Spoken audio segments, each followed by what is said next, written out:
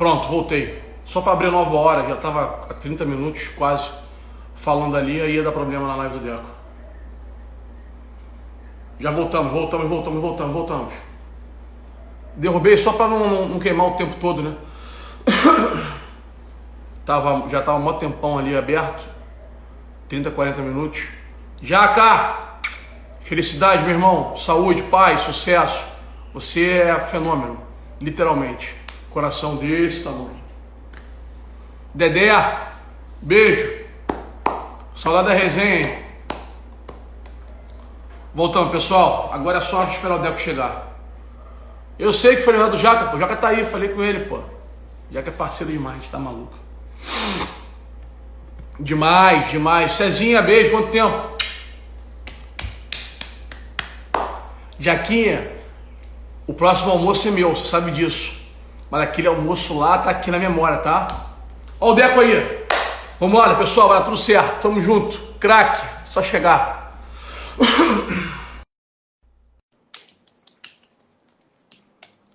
Por favor, vai dar certo. Vai, dedo cruzado. Aparece a imagem. Apareceu. Tá me vendo, pô? Hoje tá tudo certo, graças a Deus. E aí, tudo bem? Como é que você tá? Me desculpa por ontem, por mais que não tenha sido. Nada, tranquilo. De boa. Me perdoe. Tá tudo bem? Tudo bem, tudo tranquilo. Tá no Mais Brasil, um dia tá? de quarentena. Tô em Indaiatuba, na minha cidade. Quando eu tô no Brasil, eu fico aqui, né? Como é que é a loucura tua aí? É lá e cá? É? Ou aí é fixo? Não entendi. Como é que é essa loucura tua aí? Você mora na Europa e aqui no Brasil? Como é que é isso? Então, a base é no Porto, né? A gente mora lá e eu fico vendo. Eu venho sempre para o Brasil por causa do trabalho. E quando eu tô no Brasil, eu fico aqui em casa, em Indaiatuba, que é interior, que é tranquilo, já sou daqui, gosto daqui. Assim, também para mim, aqui tem o aeroporto, é bom, é rápido, né? O aeroporto de Viracopos, eu tenho sempre aqui do lado, então tá fácil agora com essa. Sim. Até tem muito voo do Porto direto. Então, assim, a gente faz essa gestão.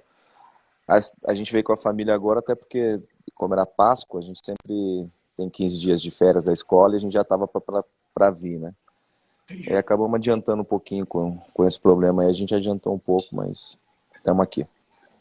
A família em si, as crianças e tal, a base principal é no Porto. Porto. Tive lá mas agora. aí a gente... Portugal? Te interrompi, pode falar, desculpa. Tinha te interrompido. Você estava falando da base no Porto. Não, eu falei isso, e a gente acaba vindo, e eu mais, né? Família mais quando é escola, férias, essas coisas. Bacana. Eu tive no Porto agora, Deco, um pouquinho antes da pandemia. Passei algumas horas lá no Porto só. Estive no estádio e tal, que tem sua foto espalhada em vários lugares. Como é bonito o Museu do Porto, como é rica a história, muito bacana. Fiquei encantado, na verdade. O Museu do Porto, para mim, é dos mais bonitos, eu acho. Assim, já vi alguns, né? Mas está muito bem feito, assim, é muito bonito porque conta, é bem interativo, né? Conta a história toda, desde o início. Tem muita coisa, assim, é impressionante como o Porto tem muita coisa guardada, né? Que tinha antes no museu, porque são coisas muito antigas, né? Mas isso é pela história, né, do clube. Mas é legal você conseguir ter isso guardado, né? Que eu falei, acho que tem muita coisa bonita ali, é um museu que vale a pena visitar, sim. Muita coisa. Deco, primeiro, obrigado, prazer, uma honra. Você é gigantesco e para mim é um orgulho poder ter acesso. Nada, que isso. Sei que o Vandão te perturbou aí, o Wander é um... Foi, o Wander jogou comigo, porra, joguei aqui, o Wander com essa... O Wander jogou em Indaiatuba, no Tejusa, salão, foi aí que eu conheci ele aqui. Ele jogou no Tejusa, a gente conhece daqui de Indaiatuba, tinha 15 anos, acho que ele veio jogar juvenil aqui. Fico imaginando você achando ele e ele segurando pra você me bater, misericórdia. Não, ele jogava aqui, eu jogava no Tejusa também. Aí, mas ele era um ano mais velho, né? Então acho que a gente chegou a jogar um ano junto no juvenil. Aí ele passou um tempo aqui. Daqui que eu conheço ele, não conheci ele do Rio, não, conheci aqui. Achei que fosse da bola do Rio, pô. Não. Conheço ele, fui conhecer ele novinho aqui. Depois a gente tinha amigos em comuns e tal. Mas é lógico, depois com o tempo, futebol, mas a primeira vez que eu conheço ele é que foi aqui em Indaiatuba. Aliás, eu nem sabia, ele jogou aqui no Tejusa. Pô, mas a gente teve batendo papo, a gente fez uma live com ele. Pô, o Wander é um cara dos mais engraçados que existe, né? Ele é engraçado. Ele esteve aqui em casa outro dia também. Tava ele, a galera do salão, amigos nossos. Aí a gente tava falando, ó o Magno aí. Isso era brabo, só valia gol do meio campo na areia, Deus me livre. Saía 30. Aí eu tava falando com ele, mas ele não comentou não. Aí surgiu o seu nome, aí ele, quando é amigo, né, as pessoas esquecem o contexto, né? Aí ele, não, tá maluco, irmão, o Deco é nosso irmão. Aí ele, o Deco é teu irmão, cara, o Deco pra mim é ídolo, o Deco pra mim é gênio, tá longe, calma. Não, fala com ele aí, manda mensagem agora aí, o Deco é meu, o Deco é nosso. Não, ele é do bem. Toda a minha geração, né? Ele já parou ou não parou? Que eu não entendo. Quanto dia eu vejo a televisão, tá jogando? Parou. Ele não queria parar, não. Pararam com ele.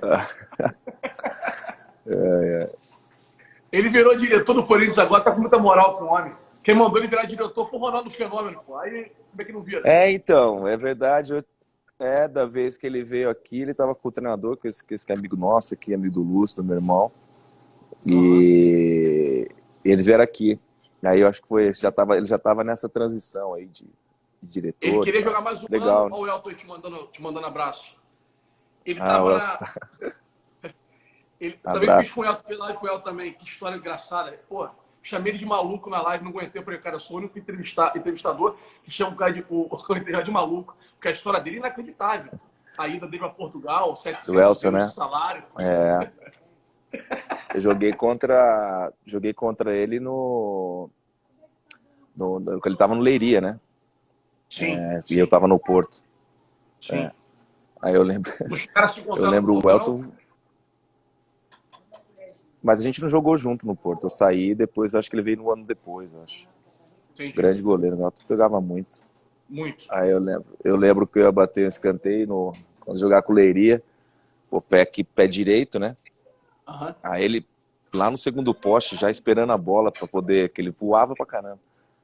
Aí eu falei, porra, esse filho da mãe, ele é abusado, ele já tá aqui. Eu falei, vou dar uma de 3 dedos aqui pra ver se ela vai na coisa. A bola quase entrou, bateu na trave, depois no intervalo. Eu falei, irmão, não faz isso, tá me deixando envergonhado, pô. Você fica lá na ponta já, eu falei, aí bati o escanteio, ele voava e pegava. Eu falei, porra. Aí eu ria pra caramba, grande goleiro, né? Marcou a história no Porto. Sim. E ele lançando com a mão era algo inacreditável. Não, então por isso que era o problema, que ele pegava... Já ligava. Ele pegava e ligava, né? Aí eu falei, vou tentar uma aqui do 3D daqui, dar uma... Aí pra ele ficar esperto um pouco. Falar nisso em 3 dedos, essa semana tem passado... Semana não, né? Esse infernal tempo tem passado alguns jogos antigos. E eu, semana retrasada, postei aquele teu balão acho que foi no Olaria, não lembro contra quem foi. Que você mata na letra e dá o balão. Aquele balão é um negócio, parece operação de cérebro, sabe? Que é milimétrico por... Se ele rouba, vai dando gol, contra-ataque. Tipo, mexe muito pouco. Aquele balão é lindo e outro lance que é lindo teu. Um é contra o Vasco, né? Que o Fernando Praz tá achando que é cartomante, vai adivinhar, foi no meio da área, tu bate direto aqui. Eu queria matar o Praz, o Vasco queria matar o Praz. E o lance do que tá reprisando toda hora é a tua... Você escova a bola assim, que o Fred faz um gol de vôlei no flanco. Foi do Fred, nossa, né? Senhora, que nojo aquilo, cara. Que nojo aquilo. Mas o nosso time do Fluminense era... Até outro dia eu tava fazendo uma entrevista sobre isso. Aquele time foi duas gerações boas, né? Que se juntaram ali, acho que até 2011. Eu falo sempre isso, acho que o grande erro do Fluminense naquele ano foi a saída do Sheik.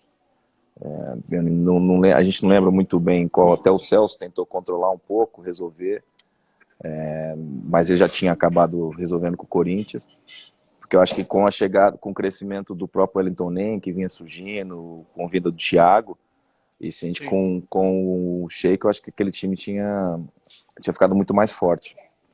Sim. E foi um erro, né? Tanto que depois ele acabou indo, foi campeão depois no Corinthians, enfim. Eu não sei se na Europa acontece isso, mas você tocou num assunto bom de falar. Vamos sem ordem, sem pauta, vamos resenhar. Sim, sim. Você falou sobre o negócio do Sheik. Aqui no Brasil se força muito que a pessoa, o atleta, né, mostre amor ao clube. Eu já superei esse processo. Sou vascaíno, o Romário é Flamengo, todo mundo sabe que o Romário é Flamengo. Enquanto ele fizesse 3 gols do Flamengo e saísse chorando, também tá ótimo. Se qual time que torcesse, né? Sim. E eu acho que o Sheik sai do Fluminense tudo na bobeira. Faz o show, desce então, mas eu não tava, porque foi uma viagem fora que foi feita, eu acho que da Libertadores, eu não tava nesse jogo. Eu só peguei o problema lá já quando aconteceu, né? Acho que o presidente era o Peter, o Mário, acho que era o diretor de futebol, o Mário Bittencourt. Eles podem falar melhor o que aconteceu. Sim. A gente, como jogador, né, nunca sabe o que aconteceu. Eu lembro do Celso Barros tentando, como era amigo do Sheik, da gente segurar um pouco, conversar com ele. Mas aí acho que já estava meio difícil ali a relação. Nós não sabemos muito bem o que aconteceu. O que eu sei é que, assim, era como você falar, pô, vamos perder o Fred, vamos perder um Thiago, né? Pô, não dá. Esse tipo de jogador é difícil você conseguir repor. Então, assim, perder é sempre complicado. E como eu achava que essa junção de 2010 com 2011, depois do que veio em 2012, era muito forte. E acho que eu olhava, eu não encontrava no futebol brasileiro um jogador com a capacidade do Sheik naquele momento. Então, nós jogadores sabemos, os jogadores temos do lado, né? Então, como você querer substituir o Fred naquela fase, não tinha como. No Brasil então, não assim, tinha. Então são jogadores que faziam falta. A gente já, por exemplo, lateral, a gente perdeu o Mariano, vendido depois, mas aí conseguiu repor um pouco. O Mariano foi monstro em 2010, né? Sim. Então, assim, e com essa... Então, eu acho que nós não tivéssemos perdido o Sheik, o Fluminense caminhava para ganhar os 3 anos seguidos. Acho que 2011, sim, poderia ter sido um time marcado mais história ainda. Sim. Mas, enfim, o futebol são decisões que acontecem, a gente faz parte. Falando de Fluder, engraçado é que você criou uma relação, já vi você falando sobre isso, uma relação que não tinha nenhum interveniente, não tinha ninguém que tenha te feito motivar a jogar no Flu, né? O Flu, na verdade, surgiu como uma proposta de emprego, de trabalho, de emprego, transformar isso no popular, e você criou um vínculo com o Fluminense que não tinha precedente, não tinha antes, né? Na verdade, eu tinha 2 coisas. Eu queria talvez, se eu pudesse dizer assim, meu sonho talvez era terminar minha carreira no Porto. Não foi possível, tanto que eu fiz meu jogo de despedida no Porto. Mas eu, quando saio na verdade, assim, eu tinha mais 2 anos de contrato no Chelsea. Eu tinha alguma série de problemas, alguns problemas pessoais no Brasil que eu queria retornar. E só podia ser para o Brasil, porque não tinha como ser, não poderia voltar para o Porto, que estava na mesma situação que eu estava em Londres. Então, quando eu decido, eu queria continuar vindo para um projeto sério, para um clube onde eu conseguisse ter possibilidade de conquistar coisas importantes e tal. Naquele momento tinha o Corinthians, um projeto bacana com o Andrés, que tinha iniciado lá com o Ronaldo. Depois eu lembro até o Marcos Braz, que falei com ele um pouco sobre o Flamengo, enfim. Mas a ideia do Fluminense, que não tem nada a ver nem com financeira, porque financeiramente eu vim perdendo dinheiro, né? Então, como era uma decisão pessoal, mas eu tinha que olhar para a questão da estrutura. A estrutura do Fluminense naquele momento oferecia várias coisas. Primeiro era um time de qualidade, né? Nós Sim. tínhamos olhava para o elenco, dava para ver que dava para Claro. fazer coisa importante, né? Segundo, tinha um treinador que era o Muricy que dava garantias. O Muricy nunca pegava, eu conhecendo a história do Muricy, depois de tudo que já tinha feito, não ia pegar num projeto onde ele não visse que tinha chance de triunfar. Então, assim, e depois a própria dedicação do Celso, do Fluminense, em me ter, né? Isso conta muito também, né? Então... O jogador sempre fala isso, né, Deco? Isso conta muito. Conta, lógico. E isso foi fundamental para a minha vinda. E depois aquilo, né? Assim, eu sempre costumo, já falei isso várias vezes, que eu tenho sorte, né, na minha carreira, porque a minha relação com os clubes, elas sempre foram bastante tempo.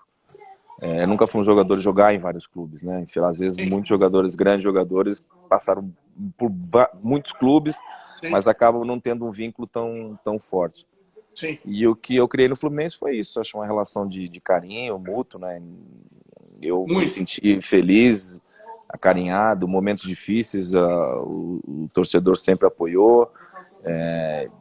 Então, assim, não tem como você não é o que eu falo, eu sou tricolor por paixão depois de ter vivido, não sou de nascença, né, como se diz, né? Foi uma herança de família, como a maioria dos torcedores acabam sendo assim, né, de alguma forma. E é como o Porto, né? Eu sempre digo que a minha história, eu tenho um clube que eu sonhava jogar, que era o Barcelona, e dois que eu nunca imaginei jogar e que viraram a minha referência, principalmente o Porto, né? Tudo na minha vida, em termos de história, em termos de aprendizado, enfim. E o Fluminense foi esse final de carreira, né, que foi vitorioso, que eu não esperava que fosse tão bom. Deco, dava para mais? Então, eu acho que o Fluminense hoje, né, tem pelo menos já tem um centro de treinamento, tem uma estrutura muito melhor do que nós tínhamos naquela época. Eu lembro, infelizmente, o Fluminense, na minha opinião, por algum tempo, né, pelo menos no tempo que eu tive lá, e não sei depois, mas eu via que faltou algum pensamento mais a longo prazo, né? Principalmente tendo uma Unimed naquele momento que pagava a maioria dos salários, quer dizer, grande parte, o maior gasto de um clube é a folha salarial dos jogadores. Quando você tem um patrocinador que está suportando isso, acho que o clube ali perdeu tempo em se estruturar de alguma forma para o que viria no futuro. E infelizmente, né, depois da Unimed, nós estamos tendo problema. Por causa dos clássicos, né, Deco? Parmalat. Então, assim. Do Vasco, do Paulo. E assim vai. Mas talvez, estruturalmente falando, o Palmeiras hoje tem uma estrutura boa, né? Se você olhar para... Hoje sim, eu digo, a Parmalat também foi um exemplo que você deu. Sim. Só corroborando com você, era uma injeção de valores que o clube achou que fosse eterna e não preparou o alicerce. Eu não consigo opinar sem ter o conhecimento dos contratos, né? A gente não sabe qual era o acordo que estava planejado. Agora, basicamente, era isso que acontecia. Então, o que eu queria dizer, respondendo a pergunta, o Fluminense não tinha muita estrutura, né? Eu lembro que era difícil, até você queria fazer um treino de recuperação, você tinha um campo para treinar, nosso departamento médico, por mais que tivesse bons profissionais ali, não era uma coisa... Então, você fica um pouco refém dessa falta de estrutura um pouco. Então, a minha resposta é, poderia mais, desde que talvez tivesse uma estrutura melhor um pouco, talvez, né? Mas eu não penso muito, porque, assim, a decisão foi minha, toda decisão de parar, eu sempre falo que vai ser difícil, ou o jogador tomando a decisão, ou alguém tomando por você, enfim. Nós nunca, ninguém, ou você para ou alguém te para, não tem como. É verdade. Mas eu, no fundo, foi meio repentina a minha decisão, mas era uma decisão triste, mas que tinha que ser tomada, né? Então, eu acredito que às vezes essas coisas não tem muito time, né? O jogador vai sentir no momento, vai saber a sua hora. Eu não critico quem está jogando quase até os 40, pelo contrário, claro. Eu acho que o que eu sempre disse, e até falei, eu lembro uma vez no Zé Roberto, acho que uns 2013 ou 2012. A gente se Aham. encontrou num voo, porque a gente ia viajar, eu estava indo para a família, para Disney, ele também. Aí ele falou, não aguento mais, não sei o quê, e jogou até os 42. Então, isso foi até o ano passado eu estava jogando. Então, na verdade, acho que no final, tudo depende do teu, não só da tua motivação, mas também das lesões. Se você não tem Claro. problema, né? E o Zé é um cara praticamente pouco, lesão quase zero na carreira, enfim, se cuida muito. Então, tudo isso vai, Vai somando. vai somando. Eu joguei até os 36, quase 37, eu acho que É, de alguma não forma foi, não foi. foi fora do, Não, não da do curva, não. padrão, não. E é meu cunhado, É, Alexandre, aí, que não quer parar, né? Tá com 38.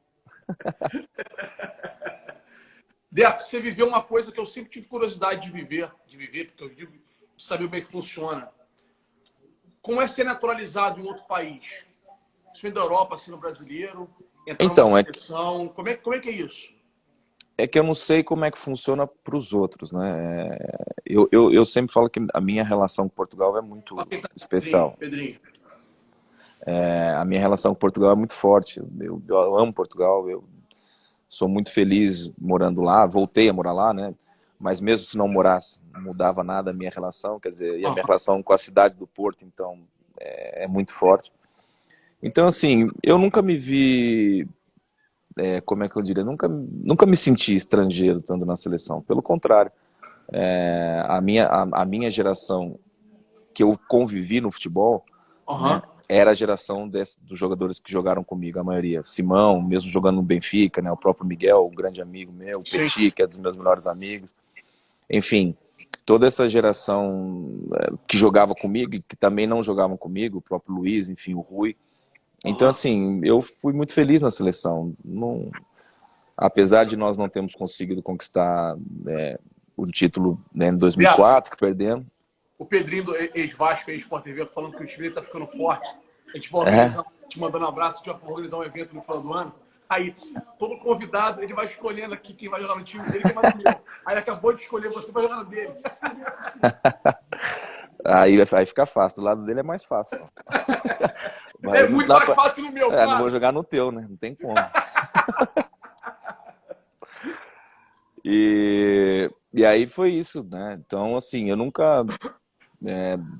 A única mágoa que eu tenho é por a gente não ter conseguido conquistar nenhum título importante. Até ontem, acho que estava dando aqui, vi um pouquinho do jogo da semifinal, né, em 2006 com a França. Quer dizer, um jogo por uma bobeira ali no início, né? Uma falta do Ricardo, a gente acabou sofrendo pênalti. E a gente praticamente controlou o jogo, mas não. Assim, era ali um momento de poder ter chegado numa final, enfim.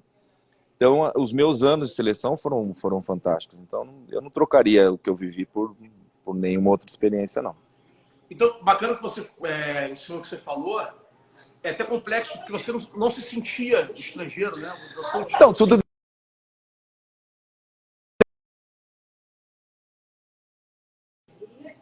Tô ligado aqui, desculpa. É, tudo depende da relação que você tem, porque, assim, no meu caso, a minha relação com o país e com Portugal, enfim, é muito forte. Então, eu acabo jogando pela seleção em função daquilo que eu sentia, em função de uma decisão minha, enfim. Eu não posso dizer, nem criticar um jogador que não tem relação com o país, mas opta Claro, por jogar, enfim, é muito pessoal. Eu, no meu caso, é isso. Eu não me vejo, pelo contrário, me vejo, bacana, sou privilegiado por ter jogado na seleção portuguesa. que bacana. Meu pai é português, meu pai é portista, meu pai é de Estrada dos Montes, mas No Rio, que mais tem é português. meu pai é português. Muitos Mas a gente amigos não tem meus uma têm. relação próxima assim. Meu pai não costuma ir sempre a Portugal, até por condição financeira e tal. E as pessoas que estavam vivas em Portugal, que era X, o X do meu pai, já não estão mais. Então, meu pai foi a última vez para resolver o negócio do documento. Mas meu pai é portista e eu tive em Portugal em poucas horas. Então, eu até queria conhecer mais todos os amigos, o Júlio César, goleiro, o Siqueira, e todo mundo fala muito bem de Portugal, que é um país O morar, Júlio mora em jogar. Lisboa, né? Sim, sim, sim. Bastante gente. O outro dia, acho que o Alex jogou comigo no Chelsea, encontrei com ele em Lisboa. Tem muita gente, muita. Lisboa tem bastante gente, ex-jogadores que não moravam lá e que acabaram Que por. passaram a morar. Os que já ficaram no Porto, alguns é pela relação, né? O próprio Elton, Claro. O Hulk acho que tem casa lá, tem ideia de talvez morar no Porto, enfim. Portugal é uma cidade, é um país muito, muito bom, né? Sim. Deco, seu cidadão do mundo, e a gente tem visto muito a desigualdade de futebol está se abrindo da Europa para o resto do mundo. E eu acho que você veio para o Brasil já numa época que já estava bastante desigual. Como você conhece vários países com nomes incríveis, como o seu é. Como é que você vê esse distanciamento do Brasil em relação à Europa, Deco? Você acha que é uma coisa que pode ser mudada com o tempo ou você acha que já era? O que passou, Assim, passou, não volta não. mais? Eu acho que, primeiro, existe uma questão de.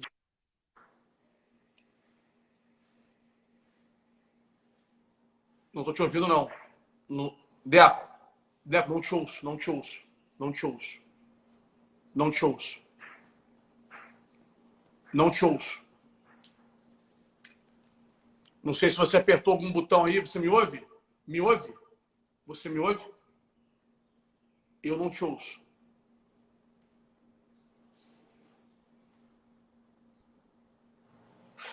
Não te ouço. Você.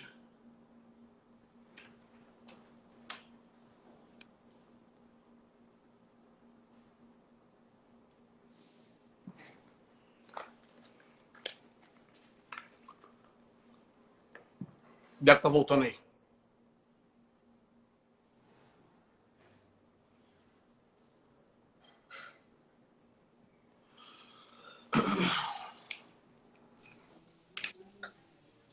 Oi, Deco, acho que você apertou algum botão aí, sumiu o som, agora voltou. É. Então, o que eu estava falando é que isso acontece também com Portugal, né? Por exemplo, eu estava dando um exemplo sobre essa questão de ser um clube português, até falei sobre isso, poderia voltar a ganhar uma Champions em 2004, como nós ganhamos em 2004, enfim. Eu sempre acho que impossível não é, Claro. mas a questão é que os grandes jogadores acabam ficando menos tempo nos clubes hoje, né? Então, assim, o Brasil sofre com isso, porque é um país que tem muitos jogadores, que acabam por ser muitos jogadores de qualidade, e aumentou muito o número de clubes com capacidade para comprar jogadores, né? Então, assim, praticamente todos os clubes ingleses têm donos, primeira divisão, segunda, os clubes franceses hoje, a maioria também tem donos, grandes fundos de investimento compraram a maioria dos clubes na Itália agora, então, assim, para os clubes brasileiros que acabam tendo muitos jogadores e para os próprios clubes portugueses, como o próprio Porto, Benfica, eu vejo o Benfica não consegue manter muito tempo, o Porto não consegue manter por muito tempo um jogador de qualidade, um jogador jovem, né? Acabam sempre saindo, então isso é uma questão do mercado. O Flamengo é um exemplo de quando você tem capacidade financeira, você consegue manter um elenco de qualidade, né? Normalmente, é o que eu falei, eu não sei, mas o Flamengo conseguiu manter o Gabigol, um Bruno Henrique, que fez um ano espetacular, né, um jogador que fora de série, e conseguiu o Flamengo manter. O próprio Arrascaeta, um jogador que com certeza tem mercado e o clube tem conseguido. Então, assim, é uma gestão também financeira. Se você tem essa condição, óbvio que depois ela tem toda uma ideia, né? Claro. Enfim, o Palmeiras, como você falou, no tempo da Parmalat, o Palmeiras tinha uma outra condição, apesar que era antes, mas mesmo assim acabou perdendo os grandes jogadores já naquela época para a Europa, né? Roberto Carlos, Rivaldo, enfim, Djalminha, toda essa geração da geração de São Paulo, né? 92, anos 90, que acabou mesmo não sendo. Então, o Brasil sempre vai sofrer um pouco esse problema. Até Agora, por conta quando da a moeda condição também, né? mas quando a condição financeira dos clubes melhoram, você acaba por ter Claro, plantéis com mais qualidade, né? claro. Você já teve no Fluminense, o próprio Palmeiras tem feito times de qualidade, o Flamengo é um exemplo disso nesses últimos tempos. Então, assim, tudo depende da saúde financeira e óbvio, da estratégia também do Claro. clube e da gestão do clube, né? Deco, você falou aí em sonho. E acho que uma boa parte da carreira de um atleta ela é pautada em sonhos. E foi sonho chegar no Barcelona. Conta isso em algumas palavras, que seja como é que é chegar no Barcelona, viver o que você viveu, ganhar o que você ganhou. O Barcelona, na minha opinião, não é o maior clube do mundo, mas talvez seja o maior sentimento assim de comunidade, seja o Barcelona. Acho o Barcelona diferente dos outros. Foi errado? Assim, na verdade, eu tinha o sonho do Barcelona porque eu venho da geração, eu comecei a ver futebol, entender futebol nos anos 90, né? Então, nasci em 77, então a partir de 92, 91, eu começo a ter deixo de ser criança vendo futebol, né? E começo já a ser um adolescente já com sonhos e com ideias e com vontades e tal. Então, para mim, a geração que me marcou, se perguntar em termos de... Eu sempre falo que a Itália era o grande referência, né, dos anos 90 de jogadores. Anos 90, sim. Tudo, eu lembro que via muitos jogos no domingo, enfim. Passava na Bandeirante. Na Bandeirantes, domingo de manhã. Então, mas o Barcelona era o que marcava um pouco. Eu lembro até o Barcelona que jogou contra o São Paulo, né? Então é uma geração gigante. Então aquilo ficou na minha cabeça, num time que eu gostava, que eu seguia. E tinha esse sonho. Quando eu tô no Porto, eu demorei mais tempo para sair porque eu tinha esse sonho, esse desejo de jogar no Barcelona. Primeiro eu tinha o desejo de fazer história no Porto, que eu chego no ano do Penta, em 98, me senti muito, não senti tanto parte daquele sucesso. Então eu vi aquela história daqueles jogadores que tinham ido por 5º campeonato seguido, e eu queria fazer história no clube. Eu queria conquistar coisas importantes, mas isso infelizmente não depende só da tua vontade, né? Do teu empenho, óbvio, você precisa ter um time de qualidade em volta. E aí os 2 anos seguintes foram mais difíceis, mas mesmo assim eu tinha propostas. O Jorge Mendes, meu empresário, sempre falava de clubes, mas eu sempre falava que não, porque eu queria ganhar coisas com o Porto. E também com o sonho do Barcelona se interessar por mim. Então, quando a chegada do Mourinho, nós ganhamos a Taça UEFA, né? E nesse ano, e o Barcelona se interessa, eu fiquei louco para ir, né? Como aí é a hora. E aí o presidente e o Mourinho não deixaram, né? Mas o presidente prometeu que no ano seguinte deixaria eu sair para onde eu quisesse. Enfim, o Barcelona veio outra vez, 2 anos seguidos, e acabei indo para lá. Então foi realizar um sonho, ainda mais porque a nossa geração, eu lembro que o Barcelona, quando eu cheguei, o Ronaldo já tinha chegado no ano antes. O Ronaldo fez, talvez, se não foi o melhor ano dele, só que não teve a repercussão, porque quando você não ganha, não tem a mesma dimensão. Mas o Ronaldo destruiu esse ano no Barcelona, o primeiro ano dele. E com a nossa chegada, minha, do Eto'o, o Rafa Marques, acho que não sei se já tinha vindo esse ano, o Edmilson, o Probelé, então foi uma mudança grande no time. E Larsson também, que veio. É a geração que quebra, Deco. É a geração que muda a direção do carro. Que muda a direção do clube. Então, que abre novos horizontes para o Barcelona. Porque o Barcelona a geração do Messi já é a segunda. A do Romário não conseguiu, do Rivaldo não conseguiu. A geração do Messi, eu acho que a do Messi é que põe o Barcelona no devido lugar, né? Essa geração do Messi, do Xavi, do Iniesta, que já era uma parte junto com a nossa, mas que vem depois. O time de anões. E eles, no fundo, o Messi, né, que tem ficado mais tempo, eu acredito que essa geração marcou e pôs o Barcelona, talvez, na dimensão que sempre foi, porque o Barcelona teve sempre grandes jogadores, os maiores jogadores do mundo passaram no Barcelona, mas os títulos não condiziam com isso.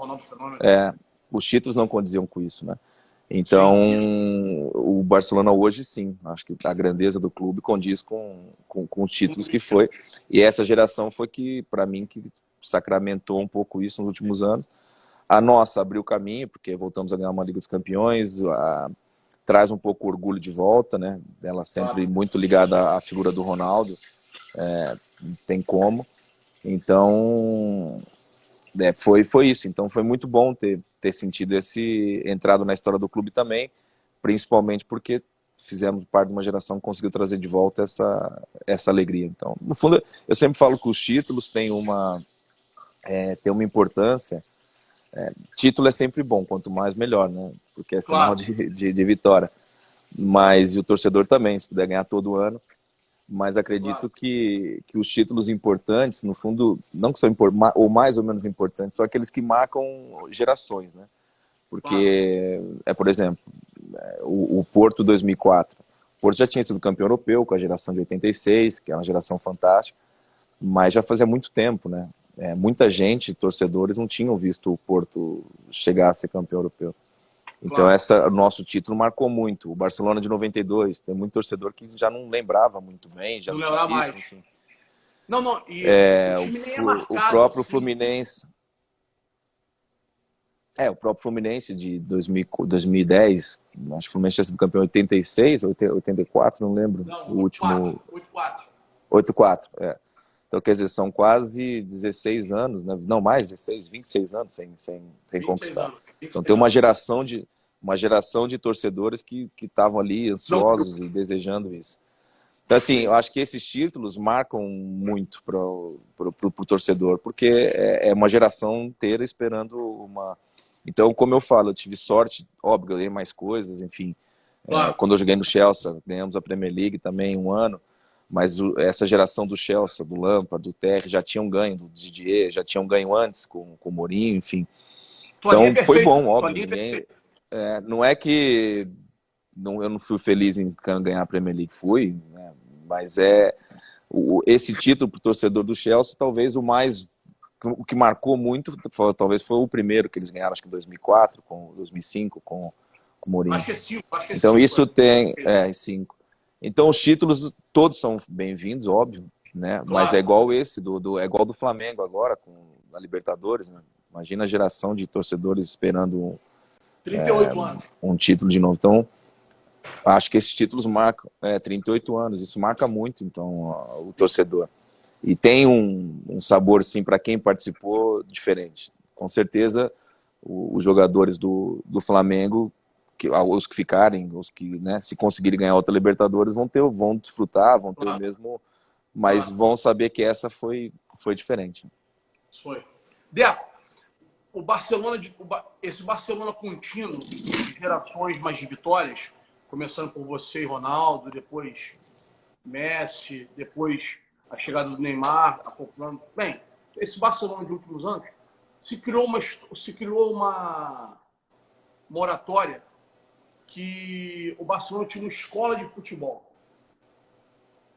Uma escola de tocar a bola, de andar com ela, de jogar compactado, de espremer o adversário, de ter a bola ao máximo possível, não desperdiçar em momento nenhum, de só ir na boa, o bom e velho tic-tac e tal. Isso se aprendia na base, isso foi muito vendido para todos nós no Brasil, muito. A geração é consagrada porque existem ETs como Xavi, Iniesta e Messi, ou o Barcelona realmente tem essa linha de trabalho desse estilo de jogo mesmo? Então, assim, essa linha de trabalho, de ideia, já vem lá atrás, né? Acho que quem começou muito a influência dos holandeses, principalmente do Cruyff, que é um dos grandes símbolos do clube. Depois Ele com a ideia... E depois o Raikkonen. Sim, mas o Cruyff dos anos 90, né, com a geração do Dream Team, eu acho que o Barcelona aí, a partir daí começa a ter uma ideia não só de jogo do time profissional, mas uma ideia como clube, né? Como ideia de jogo mesmo, um padrão de jogo. Isso realmente existe, isso não é uma coisa que foi inventada dessa geração, já vinha, né? Mas é muito legal. Porque se você não tiver... quero ver jogador para poder ter isso, né? Então, quer dizer, o Xavi não vai sair Chaves e Nestas o tempo inteiro, né? Nessa formação. Agora, a ideia do jogo, sim, isso eu concordo. E depois é assim, quando você tem um jogador como o Messi, principalmente ele conseguindo manter tantos anos nesse mesmo nível, você tem praticamente grande parte do trabalho resolvida, né? Resolvido. Se você depois juntar com Iniesta, eu sempre falo, o Barcelona a partir de 2009 tem a melhor geração talvez da Espanha, a maioria dos jogadores da Espanha estavam jogando no Barcelona. A Espanha ganha A Tá aí Copa do Mundo, provado. 2 euros, né? E você tem, junto com isso, um dos maiores jogadores da história. Quer dizer, juntar isso ajuda. Embolou tudo. Então, essa é a realidade. Depois, os jogadores vão ficando mais velhos, vem a chegada do Neymar, que para mim... Aí depois o Messi segura um pouco, alguns anos ali, e depois tem a chegada do Neymar, que aí volta outra vez a ter um time gigante, né? E o Luiz Henrique muda um pouquinho o jeito de jogar, né? Muda um pouquinho, já não era, não era um jogo mais Barcelona esticado, tanto né? de toque, é um Barcelona que, como assim, quando você tem o Neymar, ainda mais na função que ele fazia, que o Neymar dava muita profundidade no jogo, volta a ter um pouquinho que o Pedro tinha na época, né? Que o Pedro Rodrigues era o jogador que esticava o jogo, né? Que dava profundidade naquele ano 2009. Então, às vezes, isso, quem não entende um pouco, acha só que a ideia é muito em função do jogador, né? Quer dizer, não adianta eu ter uma ideia de jogo se eu não tenho jogadores de qualidade para isso. Eu acho que tudo tem a ver com a qualidade técnica. Se você pegar, sei lá, a seleção de 82 do Brasil, é o Barcelona nesse sentido. Tecnicamente, é muito assim, desde do lateral até o extremo esquerdo, quer dizer. Então, acho que isso tem... então, isso tem a ver com isso, né? Acho que o que eu sinto, de que eu acho, é que o Barcelona teria que ser, ou pelo menos em muitos momentos, né, como o Barcelona, como o Madrid, são clubes para mim que tem que ser a ponta final de tudo, né? É o máximo do que um jogador pode chegar, na minha opinião. E eu acho que tem que buscar a qualidade técnica, né? E o Barcelona, de alguma forma, nos últimos anos, tem conseguido ter jogador, tem conseguido jogadores desse nível, né? Mas essa geração realmente não é fácil de encontrar e esses jogadores não são jogadores tão simples de encontrar. Sim. Depois que parou, como é que tá a vida? Tem feito o quê? Como é que estão as suas... Não, minha vida é tranquila, eu trabalho... Jogar bola para muito cedo, né? Para muito cedo, tem muita vida pela frente ainda, né? Não, tem, eu sempre falo... na verdade, jogar futebol não tem como, poder jogar, poder viver disso e desfrutar disso é algo que, né, é abençoado, né? Claro. Mas a gente... a carreira, ela vai acabar um dia, seja para quem for, né? Essa questão, essa coisa, estou preparado para parar, ninguém tá, porque no final, se perguntar para qualquer ex-jogador, se perguntar se ele gostaria de jogar, gostaria, mas existe vida, existe se preparar, enfim, minimamente. Sente saudade, Del? Sente saudade da bola? Saudade? Sim, todo mundo tem um pouco, né, de saudade. Eu acho que quando você vê jogos, eu, por exemplo, trabalhando agora, né, a gente tem empresa de jogadores, enfim. Eu sabia que tinha, eu perguntei para que pessoas. Então, eu cada vez vou num jogo, outro dia eu fui ver um jogo do Fabinho, Liverpool, pô, não tem como você não se arrepiar ali, né, vendo o jogo ali. Né? Quando eu vou no Porto, ver os jogos do Porto, com o Soares, tem lá o Soares, enfim. Então, assim, como eu tô basicamente tendo que voltar aos estádios, ou vou ver um jogo, isso de vez em quando bate muito mais do que na TV, né? Porque aí é muito mais vivo, então mais passional, essa meio nostalgia de vez em quando bate mais. Então, assim, mas eu acho que já lido bem, não tenho nenhum... Porque é o que eu falei, eu acho que no final o que importa é quando você olha para trás e sabe que fez tudo aquilo que tinha que ter sido feito, né? Com certeza algumas coisas você poderia falar, talvez isso, enfim, mas no final o mais importante é isso. Eu acho que independente de nível que o jogador jogou ou não jogou, acho que o mais importante é acabar a carreira com essa sensação. E no fundo tem muitas coisas que você ganha, né? Eu acho que as relações, isso tudo de alguma forma pode ser importante para o teu futuro. Por isso que eu falo sempre, o que você faz no dia a dia é o que vai definir um pouco o teu futuro, né? Claro. E o futebol traz muita coisa, né, Deco? Muita porta, muito conhecimento, muita cultura, muitas pessoas. Sim, é o que eu falo, eu joguei, né, em três países diferentes, joguei em Espanha, Inglaterra, né, Portugal, para mim não é diferente, para mim é igual, depois mas enfim, poder entender dessa cultura do futebol, isso me ajuda muito.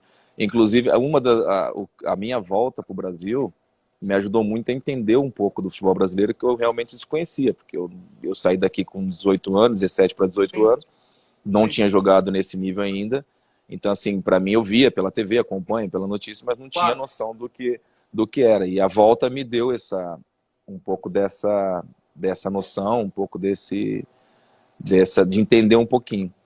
Eu acho que isso, mais do que só o que você ganha, o que você deixa de ganhar, o que você faz, enfim, tem todo esse crescimento, esse crescimento pessoal que com o jogador acontece muito mais cedo, né?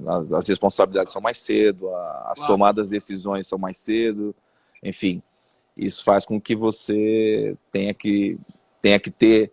Na verdade, eu digo sempre que o jogador tem que ser homem quando ele ainda não tem essa cabeça, né? Tem que tomar decisões difíceis quando ainda não é o momento, normalmente na vida da maioria. Então, eu acho que isso faz você crescer e evoluir, né?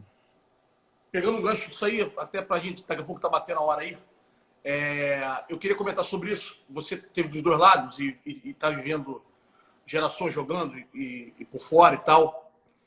Você acha que essa relação do atleta subindo, hoje ele sobe mais preparado, Deco, por conta dos profissionais que cercam, pela quantidade de informações? Então, ou você acha que pouco mudou e que tem subido até sabendo demais, com informação demais? Com não, eu acho demais? mas eu acho assim, isso eu vejo aqui no meu dia a dia de casa, né? Meu filho mais velho tem 19, vai fazer 20 anos, o Pedro tem 17, faz 8, a Yasmin tem 16, quer dizer, eu tenho gente jovem aqui em casa e eu entendo um pouquinho como isso tem funcionado. Eu acho que, na verdade, eu sempre costumo dizer que é uma geração com muita informação, mas talvez com pouco conhecimento, né? Pô, que frase dela. Porque é uma geração com muita informação, é o tempo inteiro bombardeado de informação, desde o dia que você sai de casa, é muita coisa. De forma mais técnica, isso? Porque no final você treina, você tem o GPS, você tem o controle do treino, você sabe a que velocidade você corre, você sabe que não sei o que, mas no final você tem pouco conhecimento do jogo, às vezes, pouco conhecimento do jogador que você joga do lado, né? Perfeito.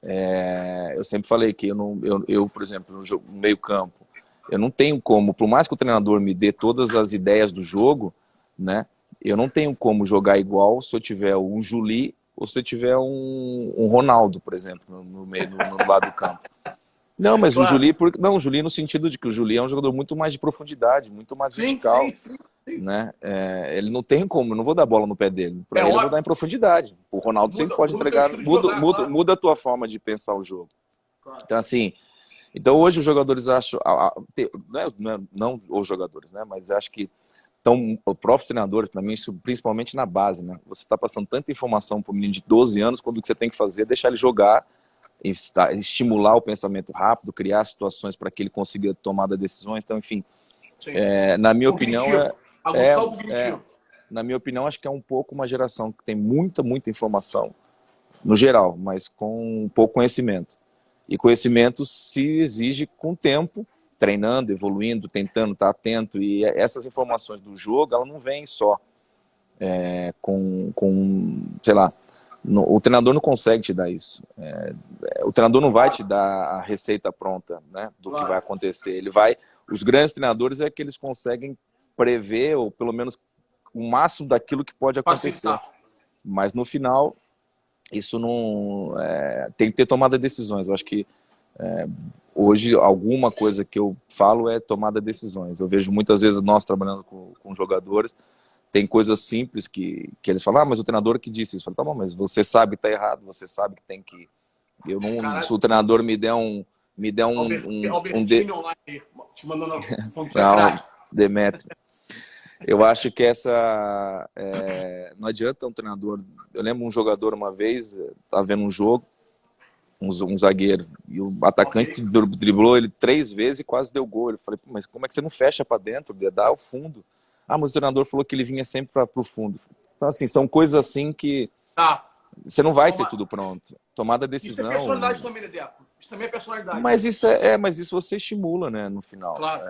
Você sabe, de alguma forma, né? Então, assim, tem muitos bons treinadores trabalhando isso, outros nem tanto, enfim, isso não se pode generalizar, né? Porque tem muita gente boa, tem gente trabalhando bem, né? Você vê...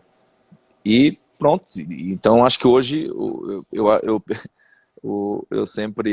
eu eu falo essa frase, né? Porque não é minha, é do Tinga, né? O Tinga sempre é um grande amigo, gosto de falar de futebol com ele. Eu tive em Porto Alegre, já falei isso uma vez. Tive em Porto Alegre com ele e, na verdade, fui na apresentação do Caio, né? Caio Henrique, quando eu tava lá. Tá no Grêmio. E, e aí eu fui almoçar com o Tinga e tal, e ele falando, a gente conversando um pouco sobre base, sobre isso tudo, e ele falou assim que eu estava num, não sei se que curso, não sei se é CBF, enfim. E muita gente de base perguntando muito para ele o que ele achava que teria que ser mudado, o que é o pensamento dele. E ele falou uma frase muito boa, que ele falou, eu acho que vocês têm que devolver o jogo pro jogador. É verdade. Eu comecei a rir, eu falei, pô, São é duas uma boa frase. frases. Porque devolve o jogo pro jogador, pô, deixa ele tomar decisões um pouco, deixa de querer estar tudo, principalmente pros jogadores jovens, né? De estar tudo pronto, porque não é assim, não vai conseguir ser assim. Então, enfim, isso eu não sou especialista, porque não é a minha área, mas... Já pensou em ser, Diaco? Já pensou? Chegou a passar pela cabeça? Então, eu acho que assim, eu gosto muito mais da gestão, né? Então é muito difícil para mim. O meu lado, eu acho que sim, para ser treinador você tem que primeiro se preparar muito, né? Enfim, e estar disposto a ter uma vida de alguma forma sofrida, porque pessoalmente eu vejo todos os amigos meus que são treinadores, porque a gente fala às vezes só dos treinadores de sucesso, né? Como também só fala do jogador de futebol de sucesso. Enfim, uma vida. A categoria em si é complicado, porque é muita incerteza. Muitas vezes você está fazendo um bom trabalho e depende de onde você trabalha. No Brasil, então, não tem alguma segurança, né? Porque você. Eu sempre falo aqui no projeto até o próximo jogo, porque não tem o projeto. Claro, Então isso dificulta muito. Então, assim, não que eu nunca, não foi uma coisa que eu gosto do jogo, gosto de discutir o campo, enfim, mas eu acho que eu prefiro o outro lado, eu gosto da arte, da gestão, eu gosto do que eu faço, né? A gestão dos jogadores, de carreira, eu acho que é uma coisa que dá para fazer melhor, né? Eu acho que tem uma classe de gente trabalhando nessa área muito boa, como todo lugar também tem gente má, enfim, mas eu acho que os jogadores precisam ter gente também de qualidade nessa área. E eu tento fazer o meu trabalho, tento ajudar no máximo, enfim, a gente acerta, erra, né? Eu sempre falo que a gente tem que refletir sobre quando dá certo uma coisa ou não, quando as coisas funcionam, enfim. Mas acho que o meu lado é muito mais isso, muito mais gestão, muito mais do que treinar. Mas, não sei, tenho 42 anos ainda, vida é muito grande, bastante coisa, se Deus der pela frente, ainda pode... mas vamos ver. De acordo, duas coisas. Primeiro, te agradecer muito, muito, muito mesmo. Nada, que isso. De verdade. Os amigos tricolores, em polvorosos, mandaram eu abrir a entrevista com você de terno e gravata. Era justo. Não tem mais que cabe em mim. Nada, grande... E segundo, te chamar, se puder, estiver no Brasil, agenda, a gente vai fazer um evento no Maracanãzinho, se Deus quiser, eu e o Pedrinho. Edmundo, tranquilo. Felipe, com certeza. Galera, pra gente queimar aquela carne, aquele pagode, jogar um futebolzinho só de Miguel. Demorou. Nada, cara. Valeu, um abraço. Diacão, obrigado. Quando precisar, já tá aqui. Valeu. Tamo junto.